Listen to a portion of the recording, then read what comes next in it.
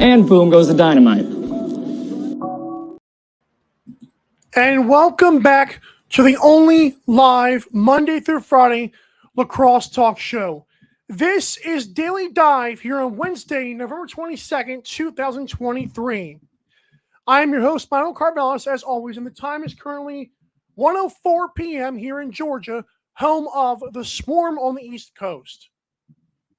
Thanks for tuning in to Daily Dive Lax here on social media and YouTube. While you're here, be sure to follow, subscribe, like, all those great things. And remember to check out the link tree in our bios or the description below and click the Our Store tab. There you will see the best in our merchandise. Remember, new logo means new merchandise coming December 1st. So remember, that's next Friday, which is 8 days away at this point. Cannot wait to get to those things. Well, on today's show, we'll talk about the Vancouver Warriors and do our unified standings blind reveal and see if either myself or producer Joe have the Warriors making the playoffs. Does Kurt Milosky matter that much? Some cool bet player props, and I shout out to Pat Gregor for able to feed me some of those because in the U.S. I cannot access the website, so that kind of sucks. But Pat has done a nice job of sending me some of those so I can react to them and analyze them here. Also, I've got some breaking news, so you'll want to stay tuned for that. But first, let's get into our Vancouver Warriors preview and our blind reveal coming very soon. And also, the transition players have been announced. I'll get to that in just a moment if they show the rankings of those players.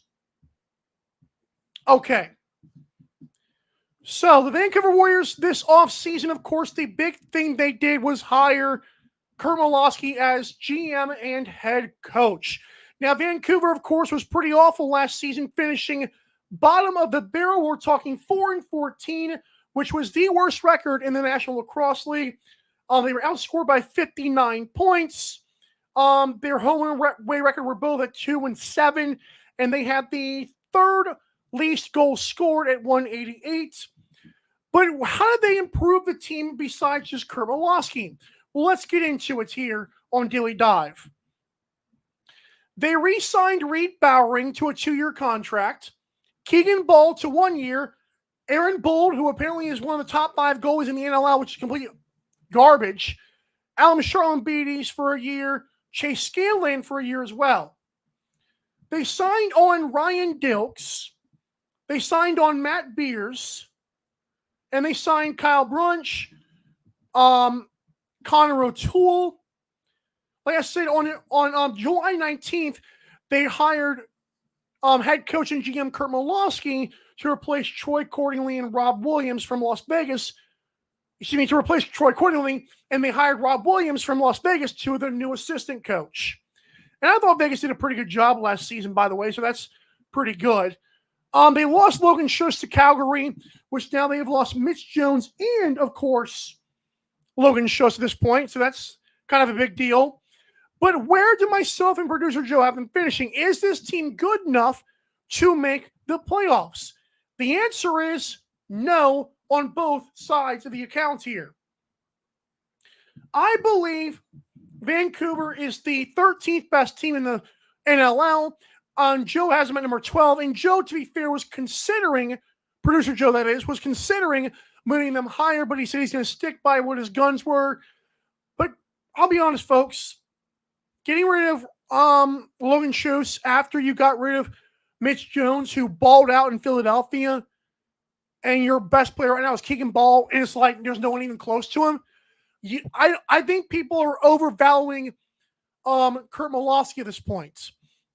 Vancouver does not even have the worst odds, and they probably should have one of the worst odds, but they got a team like Rochester in terms of to win it all. Like Vancouver's actually like 13th or 12th. Now, while I do agree with that based on where I have them, I still think putting a team like Rochester below them is absolutely criminal, as you see both myself and producer Joe have Rochester in our top 6. But remember, only 8 teams make the playoffs, and Vancouver's going to have to play everybody. There will be no Dead or Dogs game. There will be no Panther City game, even though Panther City is pretty good at what they do. But what Vancouver last season, one of I can pull their game-by-game record. Here we go. They beat San Diego week 1, beat Panther City in week 2, and all of a sudden they're feeling good, and then lost to the Rush, lost to the Mammoth, lost to the Mammoth. Okay, 2-3. Then they beat Panther City, beat the Rush in a rematch, and beat Calgary, which is, again, big deal. So now at this point, they're 5-3, feeling good, talk of the town, and then lost, win against the Seals. I don't know how they pull off against the wins against the Seals twice, but then they lost.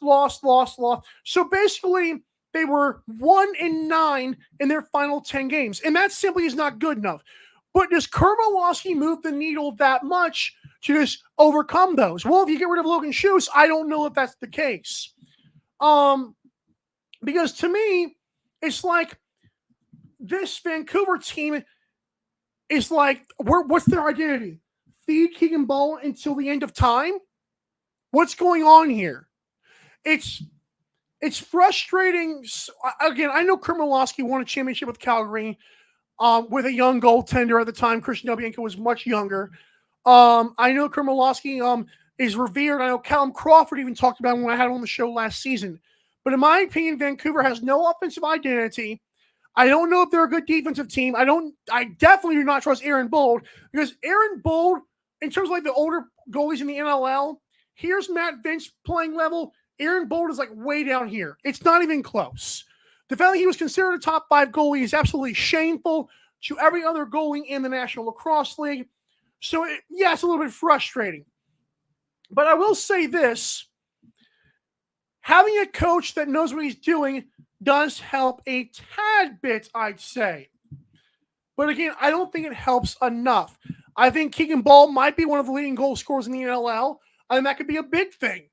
Like, if you talk about a good value, Keegan Ball could be it. Last season, what did Keegan Ball do? He only had 44 goals, for crying out loud. Kyle Killen had 43 of his own. But again, is that good enough to make the playoffs? No. Is it good enough to be decent? Not even, in my opinion. Not even. So I think this Vancouver team has no identity besides their head coach. Maybe they do get consistency this season, but that's just me. Now, if you remember, there was a team that myself and producer Joe talked about, and we ranked this team, the New York Riptide, at number 13 for him and number 11 for me. I feel like Jeff T can do a little bit, but we got some breaking news and some pretty rough news for this New York Riptide team right here coming in on Daily Dive. Let me go and retweet this so that way I'm not like screwing over my viewers right here. But basically, we are hearing here at Daily Dive that Kevin Orleman will not play in their first game of the season. Again, Kevin Orleman will not play in the first game of the season. It's not a good thing, because that could be your goalie. And so you have to wonder if he's got an injury. That's all we know. You know how we're good about injury reporting on this show. But Kevin Orleman will not be able to play in the opening game for the New York Riptide. And then, of course, breaking news here on Daily Dive. You're welcome for that. Kevin Orleman, of course, a goalie who in 2019 played 18 games, only had a 1-1 record. Last season for the Riptide only played in 1 game, so apparently his injury seems to be lagging, seems to be nagging him. If it is the same injury, I don't want to speculate on that, but I'm just saying Kevin Orleman unavailable for the Riptide's first game of the season. All right, when I come back, we got player props here on Daily Dive, thanks to, again, the awesome Pat Gregoire, who helps with Coolbet Canada. And we're going to talk about some player props that I like and maybe dislike. I'll tell you the best value in my humble opinion. This is Daily Dive. Don't go anywhere. I know you won't.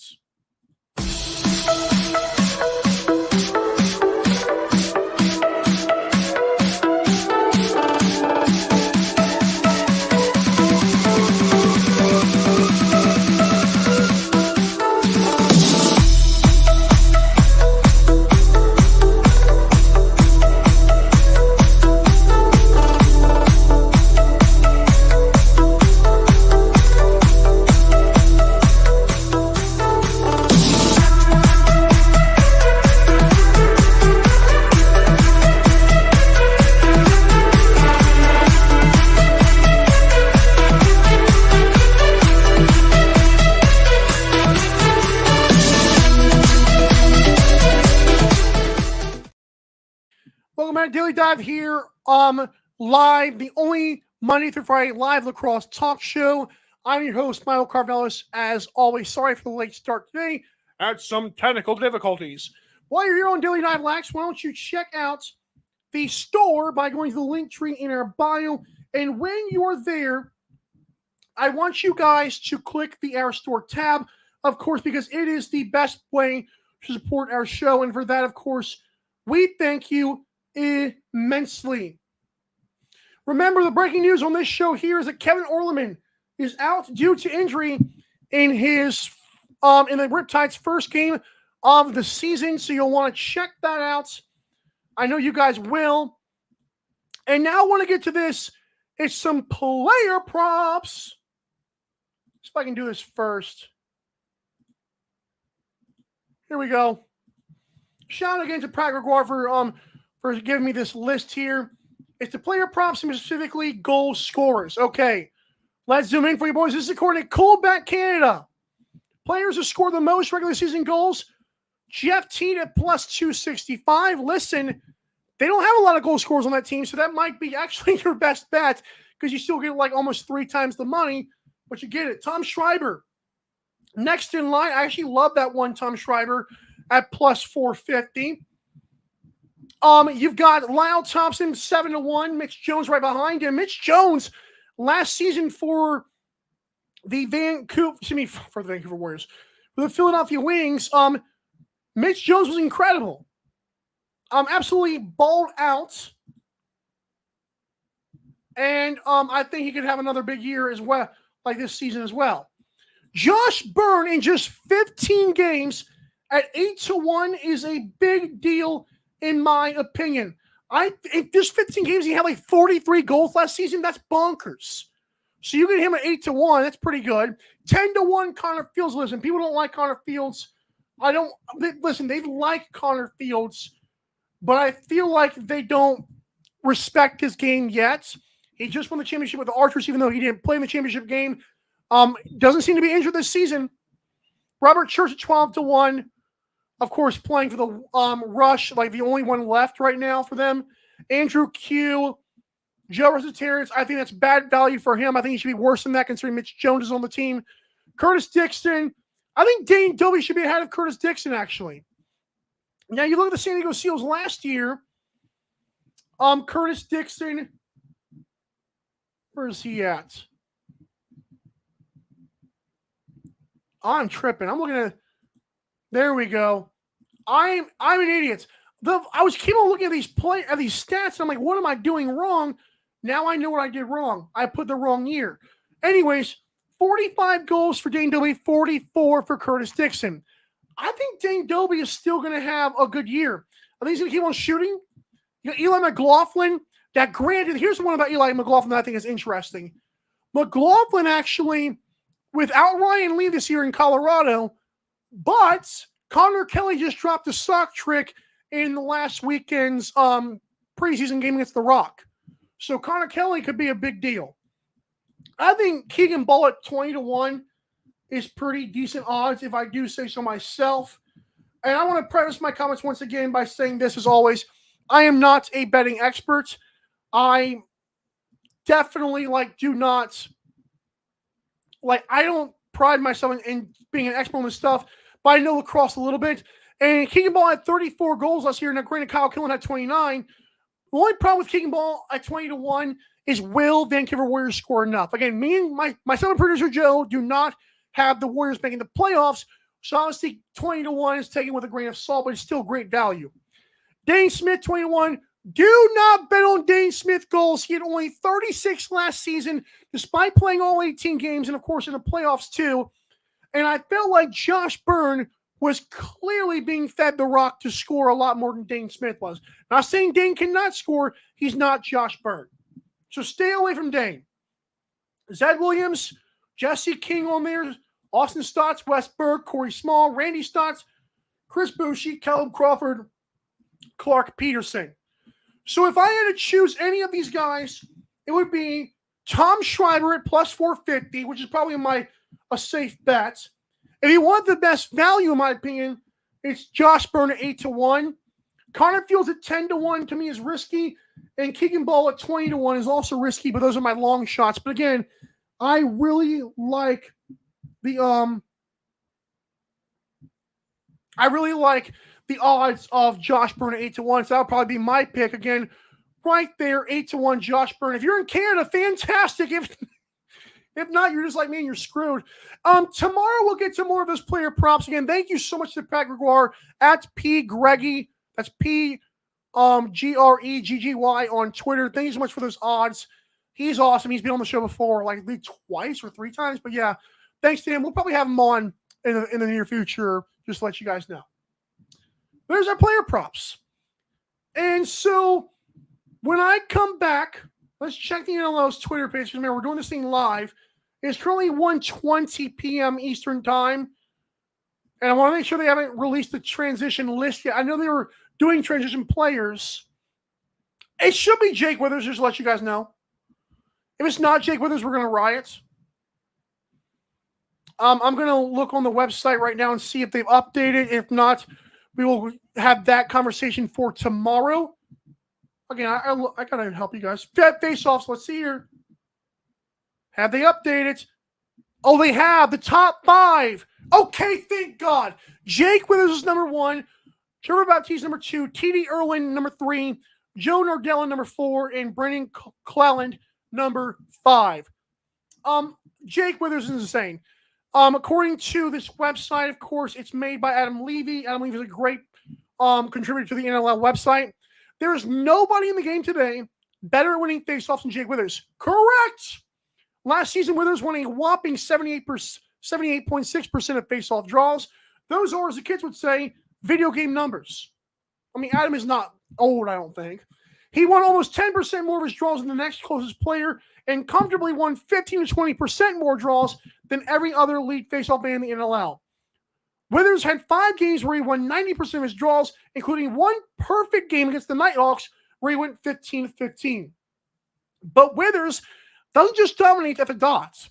He can do so much more. He's very skilled at calling turnovers and is never afraid to block a shot. That's them soakers, my boys. On top of that, he's one of the few go-to faceoff guys that is very capable in transition. He can dish it and he can score it. He's like a magnet to loose balls. His 238 loose balls last season was 4th most in NLL history. Over the last 2 years, only Zach Currier has grabbed more loose balls, not bad comparison, during the regular season. Withers can do it all, and he seems to be getting better at an alarmingly historic rate. Correct again. Great article by Adam Levy. I'm going to obviously read the full thing later. But where is he at? Yeah, Jake Withers. How old is this guy? Jake Withers. Oh, he's only 29. That's insane. He had 78% in 2020. He had 69.7% in 2022, and last year 78.6%. It is interesting to drop off in 2022. That one, I've looked at his numbers before, and I did not realize that. So that's, Trevor Baptiste, I'm just comparing him. Like, I think Withers as of last year definitely is the guy. He had less than that in 2022 as well. What was wrong with the faceoff guys in 2022? I just realized that. Interesting stuff. Player prop is still up on the screen. But again, my best player prop, according to Coolback Canada, for the goal scorer, Josh Byrne 8-1 is amazing. It's delicious. But if you want like the best chance, obviously Tom Schreiber I would take, because I think Mark Matthews is going to feed that joker. I think Josh Byrne 8-1. If you want just to make some money, it's be Josh Byrne. Again, Vancouver Warriors blind reveal. I'm sorry, guys. I don't think Kurt Milwaukee moves the needle that much. It's what me and my son and producer Joe think. Remember, if you want to get at him, follow Daily Dive Joe on Twitter. I don't think we'll make an Instagram for that. But Twitter, definitely interact with the dude. If you want topics, let Daily Dive Joe or of course Daily Dive Lax know. We will certainly do that. Or follow myself, Michael Carvelis. Thanks so much for tuning in, everybody. I'll be honest with you guys. I am under the weather. My entire time I've been talking, my ear has been ringing. I've got an ear infection right now. So part of the reason I had a late start, went to the doctor, got, medicated. But that's why I'm kind of ending it a little bit shortly today. We'll be back tomorrow. Though I feel like I'll be feeling better by then. But anyway, it's really annoying, like having this thing like buzz my ear the entire time. So I just want to let you guys know that. Not that you care, not that you can feel it. It doesn't really matter, but in case you are wondering, that's why. Thanks for those of you that watched the show. You are incredible. You are the Dane Smith to my Josh Byrne. Shout out to producer Joe for that line, by the way. For everyone behind the scenes, you give us credibility. You are amazing. For producer Joe at Daily Dive Joe on Twitter, sup, dude? Enjoy your day. I am your host, Michael Carvalho, saying we'll see you tomorrow. Same time, same place. And I'll leave a little bit earlier as well. Have a great day, you guys. Bye.